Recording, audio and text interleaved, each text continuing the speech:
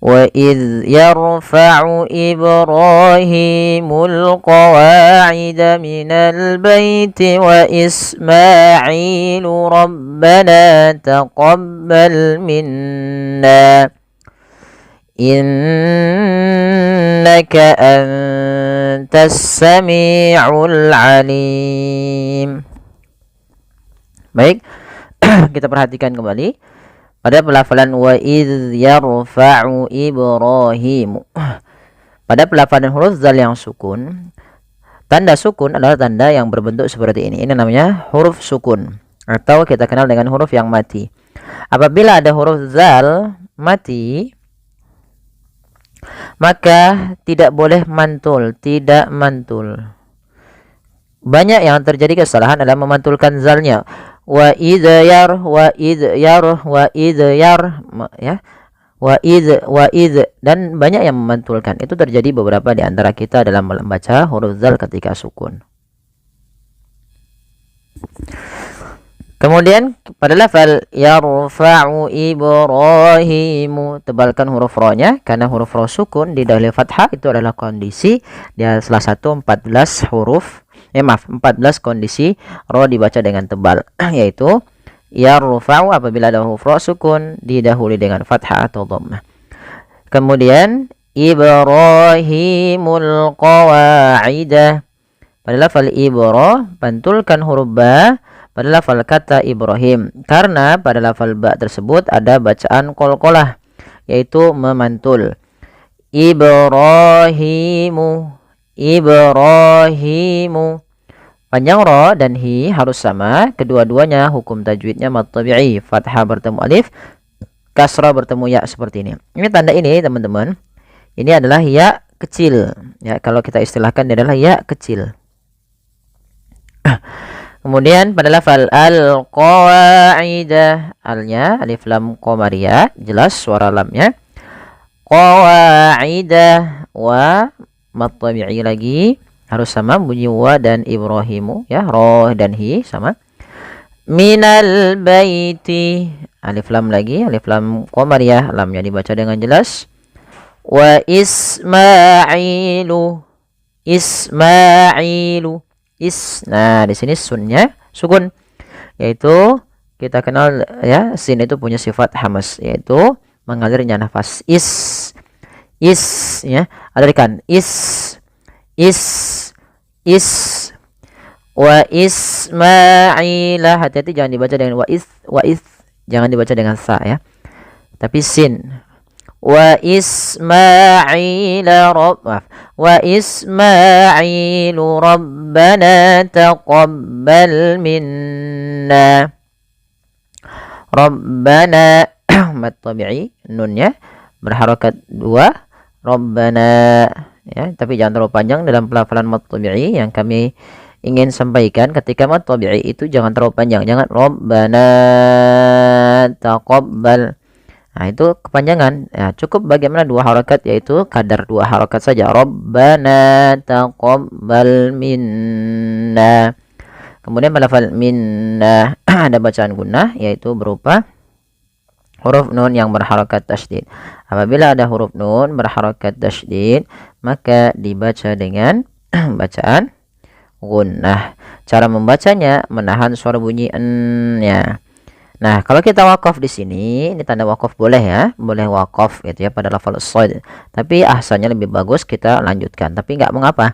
Kalau kita wakaf maka cukup 2 harokat. Apabila kita lanjut pada lafal ini, yaitu maka na-nya dipanjangkan sepanjang 4 harokat.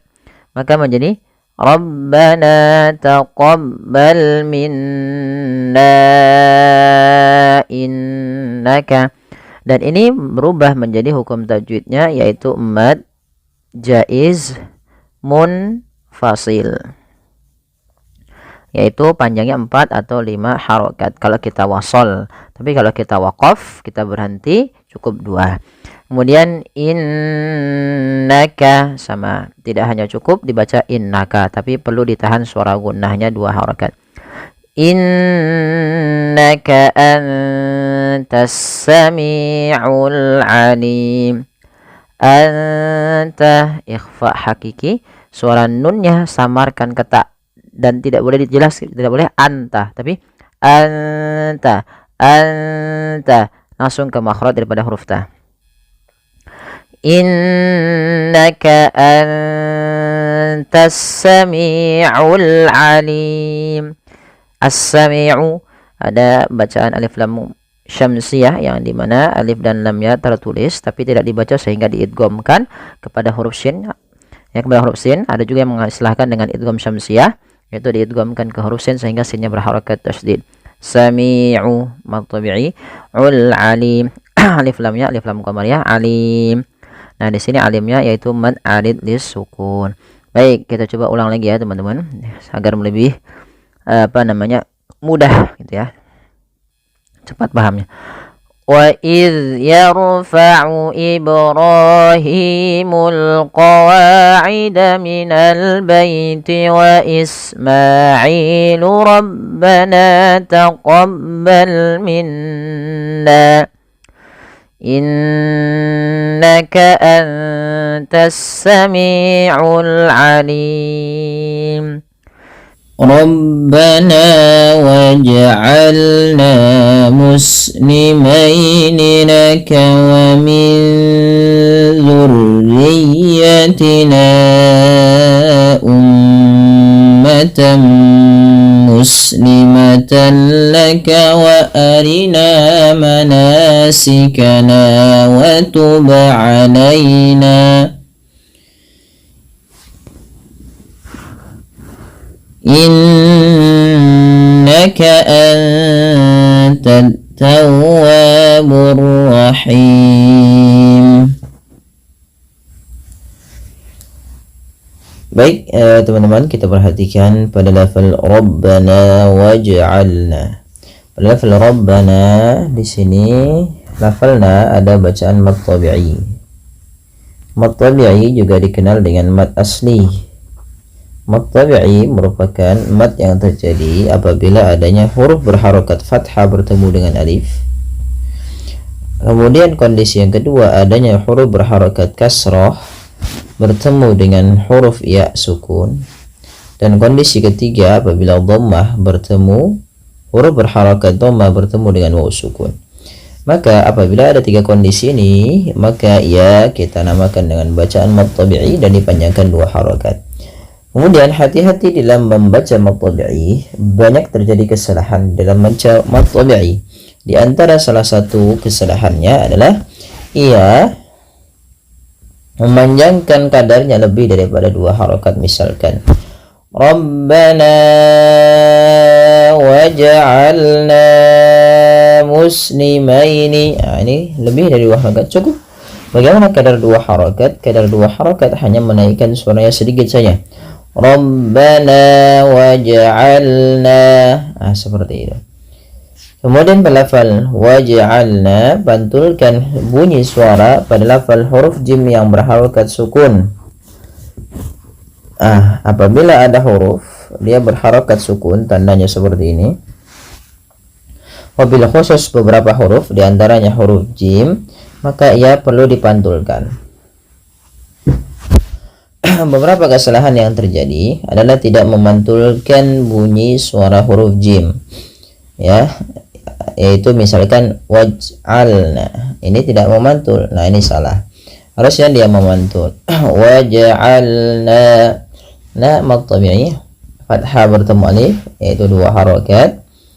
Muslimaini laka wa min dzurriyyatina, ada huruf dzal, ada huruf nun yang dia diwarnai dengan warna hijau dan dia tidak berharokat, artinya nunnya sukun, datang setelahnya huruf dzal. Maka ini cara membacanya, hukum tajwidnya adalah dengan membaca dengan bacaan ikhfa. Ikhfa yaitu menyamarkan bunyi suara nun kepada huruf setelahnya, dan dia cara membaca izhar, kata para ulama, membaca di antara izhar dan idgham. Kalau izhar itu jelas, kalau idgham itu memasukkan, maka ikhfa di antara keduanya, yaitu masukkan ke dzal, ya, nunnya mabun waswan tapi disamarkan ke dzal. wa min dzu, seakan-akan langsung melafalkan daripada huruf zalnya, sembari ditahan. Wa min dzurriyyatina, ya, dzurriyyatina, hati-hati jangan dibaca zu ya, tapi dia huruf zal kecil. Kemudian tekan pada lafal huruf ya, jangan hanya sekedar dzurriyyatina gitu ya, tapi jangan dzurriyyatina, tapi tekan ya-nya dzurriyyatina, dan dia ya itu huruf lin yang dimana ditekannya dengan lembut.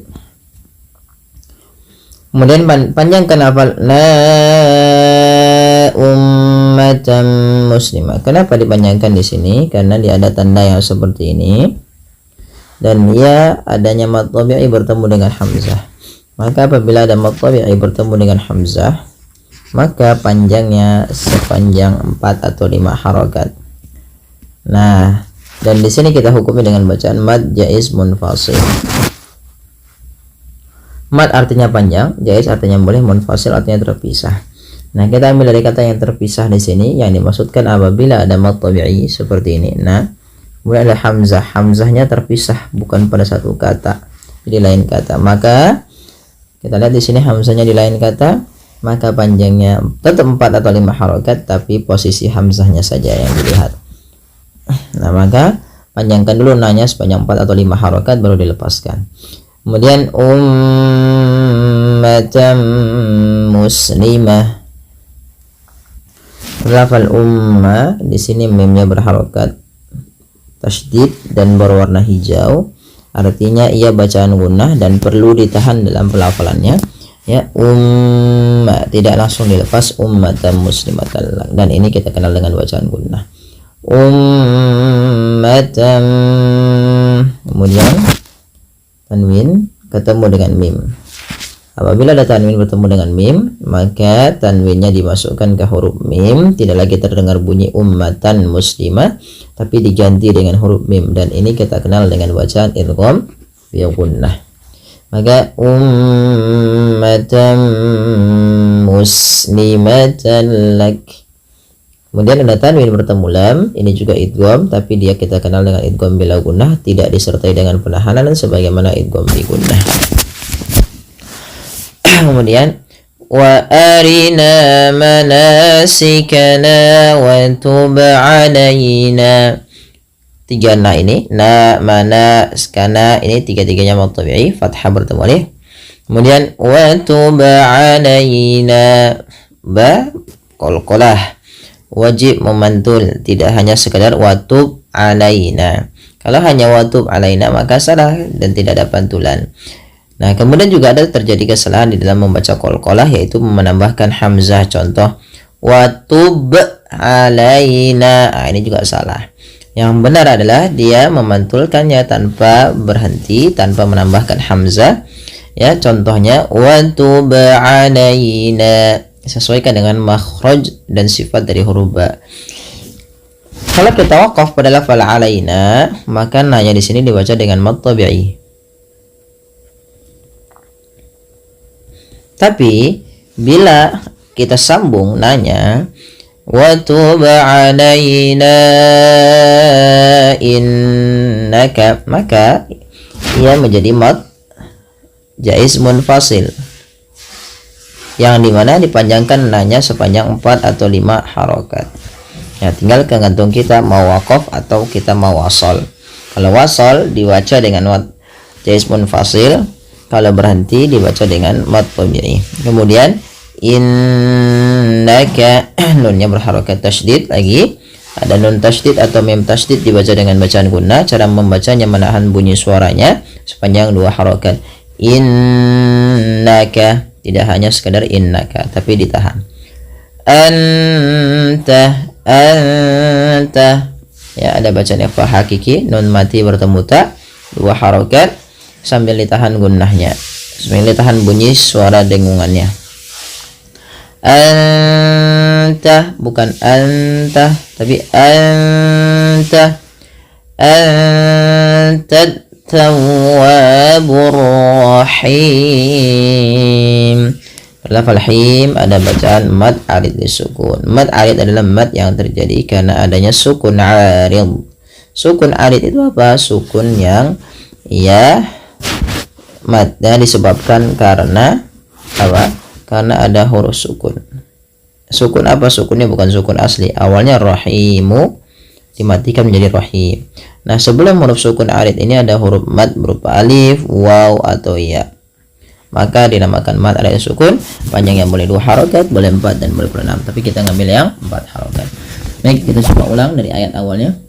Rabbana waj'alna muslimaini laka wa min dzurriyyatina ummatan muslimatan laka wa arina manasikana wa tub alaina innaka antat tawwabur rahim.